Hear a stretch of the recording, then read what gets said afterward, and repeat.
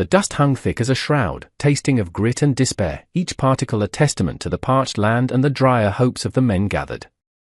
Heat shimmered above the crude auction block, distorting the grim faces, making them predatory and indistinct. Silas watched from the edge of the sparse crowd, the brim of his hat pulled low, a shadow amongst shadows.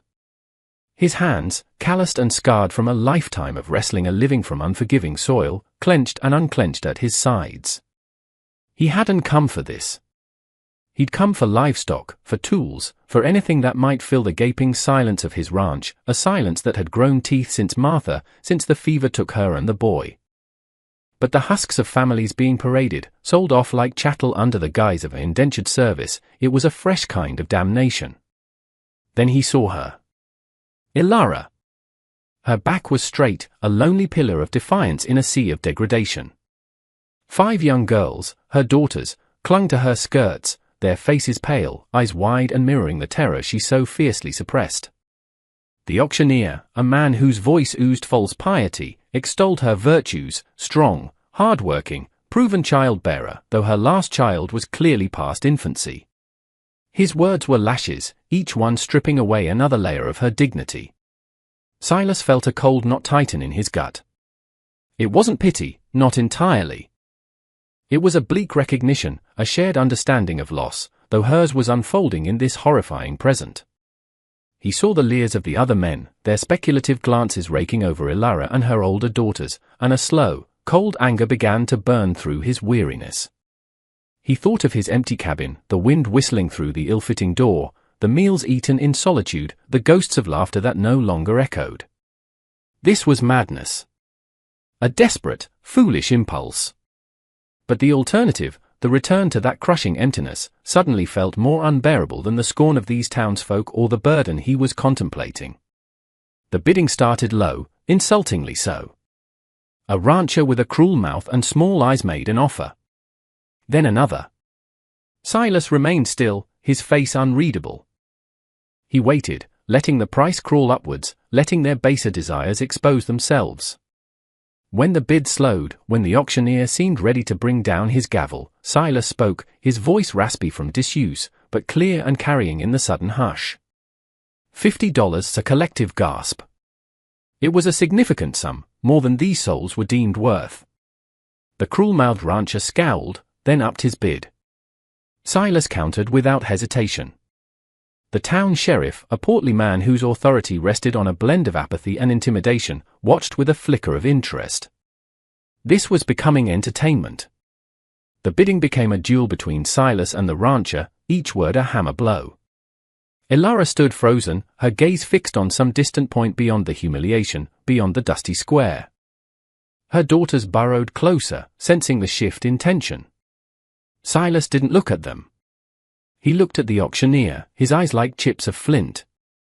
Finally, the rancher spat on the ground and backed down, muttering curses. Sold. The auctioneer's voice boomed, feigning triumph. To the quiet man in the back. Silas stepped forward, the dust swirling around his worn boots. He counted out the silver dollars, the coins clinking with a terrible finality onto the auctioneer's table. He didn't meet Ilara's eyes, not yet. He felt the weight of every gaze, the judgment, the whispers. He had bought a family. The words tasted like ash in his mind. He acquired a dilapidated wagon from a liveryman who looked at him with a mixture of pity and contempt, the transaction as grim as the first. The journey to his ranch was a long, slow crawl under a merciless sun. Ilara and her daughters huddled in the back of the wagon, a silent, fearful tableau. Silas walked beside the weary horse, the reins loose in his hand, the silence stretching between them, taut and fragile as a spider's thread. The only sounds were the creak of the wagon wheels and the occasional muffled sob from one of the younger girls, quickly shushed by an older sister. He didn't know what he had done. He only knew the silence in his cabin might now be filled, even if only with the sound of fear. The sun bled into the horizon, painting the sky in hues of blood and bruised purple, before darkness swallowed them whole, leaving only the relentless, unforgiving grit of the trail ahead and the unspoken question hanging heavy in the air, what now? The ranch, when they finally reached it well after dusk, was less a homestead and more a scar upon the land.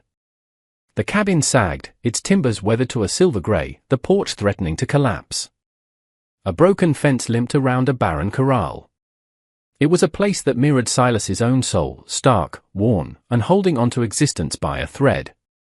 Ilara surveyed it in the pale moonlight, her expression unreadable. If she felt despair, she didn't show it. She merely clutched the hand of her youngest, Lily, a little tighter and waited. Silas gestured wordlessly towards the cabin. "It ain't much," he mumbled, the first words he'd spoken directly to her since the auction. He didn't expect a reply, and he didn't get one. He busied himself unhitching the horse, his movements stiff and awkward. Inside, the cabin was a single room, dominated by a cold hearth and sparse, rough-hewn furniture. A cot in one corner, a table, 2 chairs. Dust lay thick on every surface. It smelled of disuse and loneliness. Ilara took it all in with a sweeping glance. Her eyes, shadowed with exhaustion, missed nothing: the threadbare blanket on the cot, the meager stack of firewood, the profound lack of feminine touch. Practicality, born of harsh necessity, took over. She set about finding a broom at a bundle of twigs Silas had bound together, and began to sweep, the rhythmic scrape a small, defiant sound against the oppressive silence. The older girls, Martha and Clara, watched their mother, then, without a word, began to explore the small space, their movements hesitant, like mice in a new, potentially dangerous territory. The 2 middle girls, twins named Sarah and Eliza, huddled together, while Lily, no more than 5, stayed glued to Ilara's side, her thumb firmly in her mouth, her wide eyes fixed on Silas. He felt like an intruder in his own home. He gestured towards a sack of flour and some dried beans in a corner. There's food. He didn't know how to act, what to say. He was a man of the land, of solitary work, not of families and frightened children. He retreated to the porch, leaving them to the dim interior, and stared out at the dark, indifferent landscape.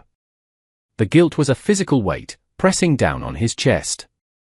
He hadn't thought this through, driven only by that raw, nameless ache.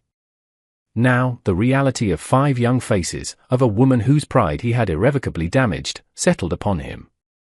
He heard faint movements from inside, the murmur of Ilara's voice, low and soothing, as she directed her daughters. After a while, a faint light flickered from the cabin's single dirty window. She had found the oil lamp and managed to light it. The smell of wood smoke soon followed. She was attempting to start a fire in the hearth. He should help, he knew, but he felt rooted to the spot, a stranger at his own gate. Later, Ilara emerged, a silhouette against the faint light from the doorway. "The children need to sleep," she stated, not a request, but a fact. He nodded, then realized she couldn't see him properly in the dark. "I'll take the barn," he said, his voice rough. It was a poor excuse for a barn, more of a lean-to, but it would offer some shelter. He didn't wait for her reply, just turned and walked towards it, the weariness of the journey and the heavier burden of his actions settling deep into his bones. As he lay on a pile of old hay, the scent of dust and dry rot filling his nostrils, he heard a small sound from the cabin. A child crying softly. Then Ilara's voice, a lullaby so faint it was almost carried away by the night wind, a melody of sorrow and resilience. He closed his eyes, the tune a haunting reminder of all he had lost, and all he had just so recklessly acquired. He found no sleep, only the cold comfort of the stars above, distant and uncaring. In a dusty crate near his cot, untouched for years, lay a small, carved wooden bluebird, its paint faded. He hadn't looked at it since Martha died. He wondered if Ilara, in her cleaning, would find it. He wondered if she'd understand its silent story, or if it would just be another piece of a broken man's past. Days bled into a routine of shared silence and unspoken tensions. Silas rose before dawn, the habit of a lifetime, and worked his barren land, mending fences that seemed determined to fall, clearing stubborn rocks from fields that had yielded little but disappointment. He'd leave a portion of whatever meager food he had, salt pork, beans, coffee, on the rough table before heading out, never waiting to see if they ate it. Ilara, with a quiet, fierce efficiency, took charge of the cabin. It slowly transformed under her hands. The dust vanished, replaced by a cleanliness that was almost painful in its starkness. She found old flour sacks and, with a needle and thread Silas hadn't known he possessed, began to fashion curtains for the window, a small patch of color in the monochrome existence. The daughters, after their initial fear, began to thaw, though Martha, the eldest, remained watchful, her eyes following Silas with a suspicion that pricked at his conscience. Clara helped her mother, her movements mirroring Ilara's competence. The twins, Sarah and Eliza, found a patch of dirt by the cabin door and started a game with pebbles, their hushed giggles the first truly childish sounds to grace the ranch in years. Lily, the youngest, was a small shadow, often found watching Silas from a distance as he worked, her expression solemn, her thumb never far from her lips. He'd feel her gaze on his back, a silent accusation or perhaps just childish curiosity. He never acknowledged it directly, pretending not to notice, but her presence was a constant, subtle pressure. One afternoon, a coyote, emboldened by the scent of humans after a long absence, ventured too close to the cabin, its eerie howl splitting the afternoon stillness. Silas was mending a harness near the lean-to. He saw the flash of movement, the fear on the faces of the twins who were playing outside. Without a word, he picked up the old rifle he always kept close, aimed, and fired. The shot echoed across the plains, sharp and definitive. The coyote yelped once and fell.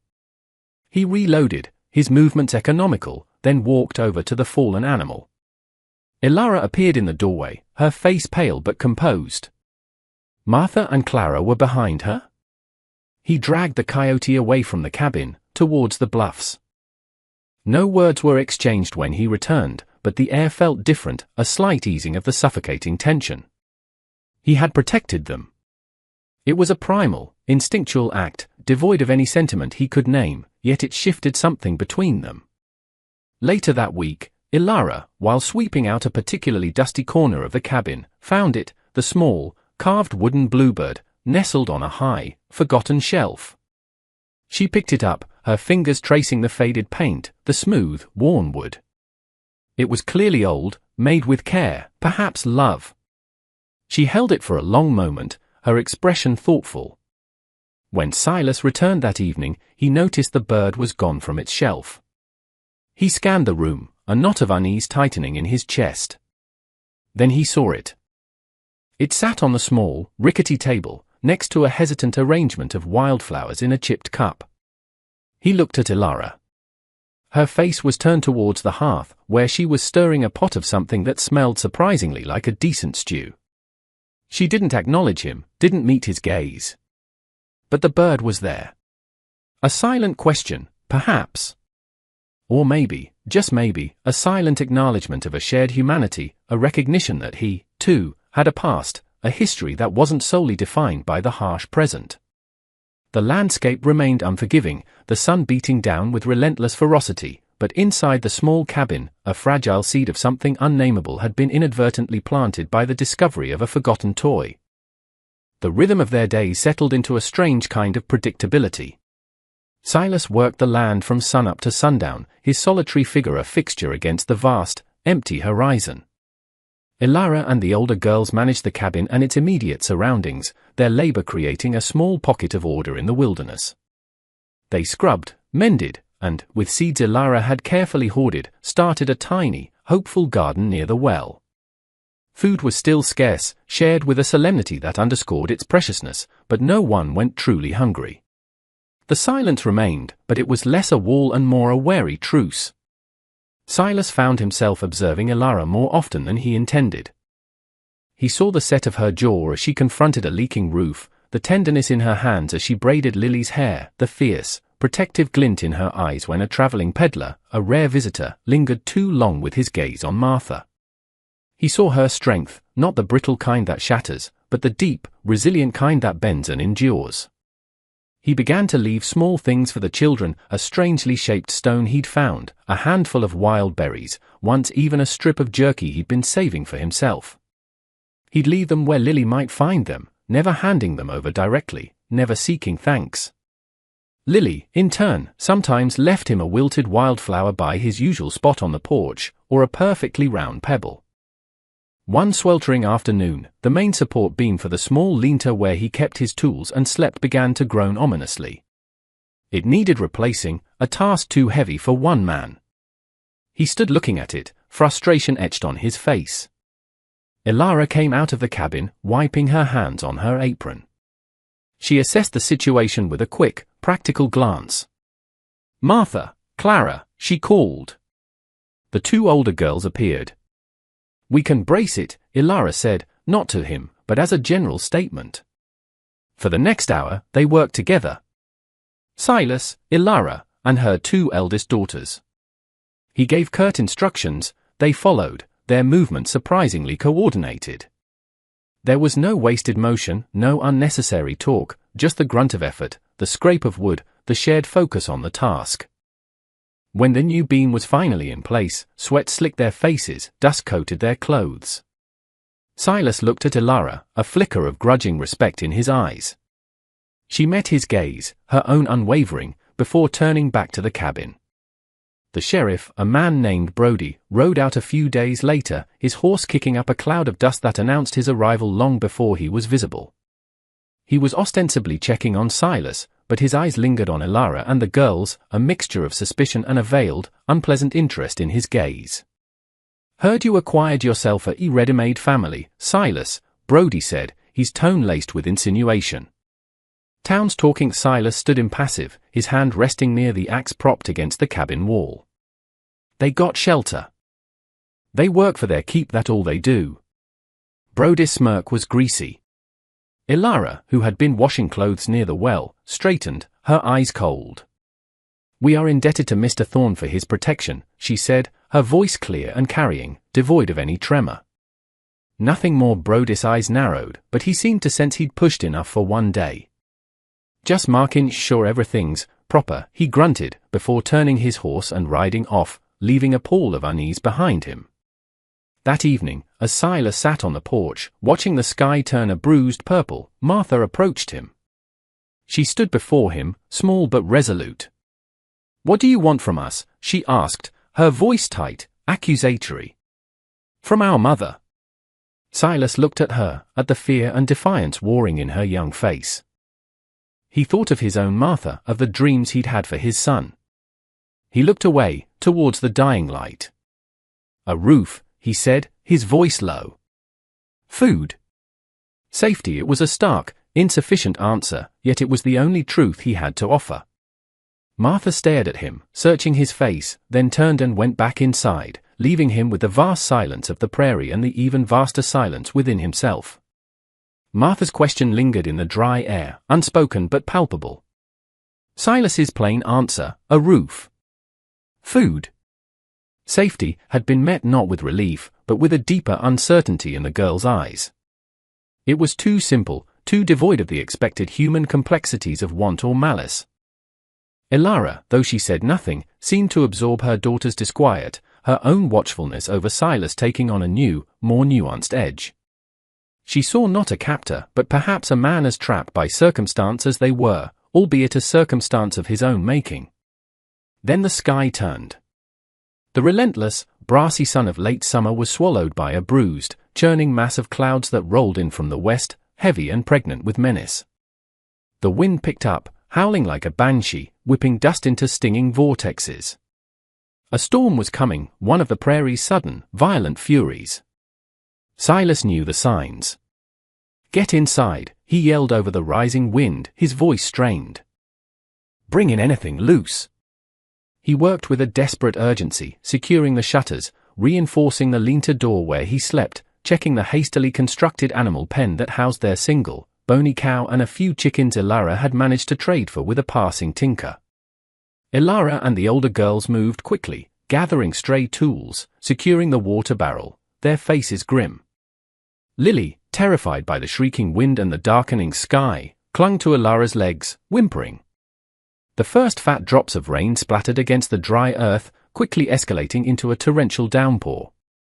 Lightning split the sky, followed by deafening cracks of thunder that seemed to shake the very foundations of the small cabin.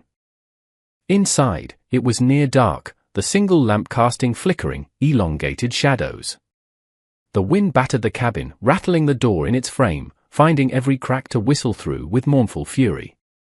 Silas stayed outside as long as he dared, ensuring the runoff wasn't undermining the cabin's already precarious footings. He was soaked to the bone, his hair plastered to his forehead, the cold seeping into his marrow. When a particularly violent gust nearly tore a shutter from its hinges, he finally retreated inside, dripping a puddle onto the swept floor. The 6 of them were huddled together, away from the door and window. Ilara held Lily, murmuring reassurances, while the older girls watched the storm's fury with wide, frightened eyes. The noise was incredible, a constant roar punctuated by the crackle of lightning and the boom of thunder. Sometime during the worst of it, a loud crack echoed from outside, distinct from the thunder. Silas tensed. The old cottonwood by the creek, he muttered, more to himself than anyone. It was close. Too close. He peered through a crack in the shutters. In the brief, stark illumination of a lightning flash, he saw it. The massive tree had split, half of it crashing down towards the small, struggling garden Ilara had so painstakingly cultivated. A cry escaped Ilara. Not of fear, but of despair. That garden was more than just potential food, it was a symbol of her resilience, her attempts to carve out a sliver of normalcy. Through the night, the storm raged. Silas found himself talking, not much, but more than he had in days. He told them about other storms he'd weathered, about the treachery of the prairie elements. His voice, low and steady, seemed to offer a small anchor in the chaos. He saw Ilara listening, her fear for her children momentarily overshadowed by a shared experience of battling the indifferent cruelty of nature. He even found himself whittling. He always carried a small knife and a piece of scrap wood. His hands, needing occupation, began to shape the wood, slowly, almost unconsciously, into a rough animal figure. Lily watched him, her fear momentarily forgotten, her eyes following the movement of his knife. By dawn, the storm had passed, leaving behind a world washed clean but battered. The air was cool and fresh. The sun rose on a scene of devastation. The garden was partially crushed. The lean-to roof had a hole in it. But the cabin stood. They had weathered it. As Silas stepped out to survey the damage, Ilara followed. They stood side by side, looking at the fallen cottonwood. It missed the well, Silas observed, his voice flat. A small mercy. Ilara nodded, her gaze fixed on the ruined patch of green. Then, she looked at him, truly looked at him, and for the first time, he saw something in her eyes that wasn't fear, or suspicion, or even grudging respect. It was something softer, more complex. A shared weariness, perhaps. A shared survival. Lily, holding the small, roughly carved wooden horse Silas had finished during the night, came to stand beside her mother, looking from the fallen tree to Silas, her small face serious. The immediate threat had passed, but the storm had stripped away more than just branches and leaves, it had eroded some of the barriers between them, leaving them exposed, vulnerable, and irrevocably changed. The days that followed the great storm settled into a new, quieter rhythm. The oppressive heat had broken, replaced by a crystalline autumn air that carried the scent of damp earth and distant wood smoke. The shared ordeal of the storm had subtly altered the atmosphere within the small cabin and the equally small family unit it housed. There was still a profound caution, a reticence born of past traumas and present uncertainties, but the raw edge of fear, particularly directed at Silas, had softened. He worked tirelessly to repair the storm's damage, his movements economical and purposeful. Ilara, with Martha and Clara, salvaged what they could from the garden, their faces set with a grim determination that spoke volumes of their spirit. He found himself leaving slightly larger portions of food for them, a piece of dried apple for Lily tucked beside her tin cup, a task he performed with a studied casualness that fooled no one, least of all Ilara. She, in turn, began to leave a cup of hot, albeit weak, coffee on the porch railing for him in the mornings, a silent acknowledgement of his labors. She mended a tear in his worn canvas jacket without comment, leaving it folded neatly on his cot in the lean-to, which he'd patched with salvaged timber. These were small gestures, almost imperceptible, yet they built a fragile bridge across the chasm of their initial transaction. Silas felt a slow thawing within him, a painful cracking of the ice that had encased his heart for so long. The presence of the children, their subdued chatter, even their occasional squabbles, were sounds he hadn't realized he'd missed so profoundly. he still mourned Martha and his boy, a constant ache deep within, but the raw agony was now overlaid with a new, hesitant layer of something else. He dared not name it hope. Ilara, too, found herself observing Silas with a different lens. She saw the weariness in the lines etched around his eyes, the deep loneliness that clung to him like the prairie dust. She recognized a fellow survivor, a soul marked by loss, albeit one whose actions had initially placed him as her captor. The shame of how she had come to be under his roof still burned, a dull ember, but the immediate fear of him, of his intentions, had largely dissipated, replaced by a complex understanding. He was a hard man, yes, a quiet man, certainly, but not a cruel one. He had offered them sanctuary, however rough, and protection, however gruffly delivered. The landscape itself seemed to reflect this subtle shift. Wild asters, purple and gold, bloomed along the creek bed, a defiant splash of color against the muted tones of the prairie. The air was clearer, the vast sky seeming less oppressive, more expansive. One cool afternoon, Silas was sitting on the porch steps, mending a piece of tack, his calloused fingers surprisingly deft. Lily, who had grown bolder in her approaches, was playing nearby with the small wooden horse he had carved during the storm. She had a collection of smooth pebbles and twigs, arranging them into miniature corrals and fences around the toy. She hummed a tuneless little song to herself, a sound that barely disturbed the quiet. Silas worked on, aware of her presence, a faint warmth spreading through his chest at her innocent contentment. He finished his task and set the mended bridle aside.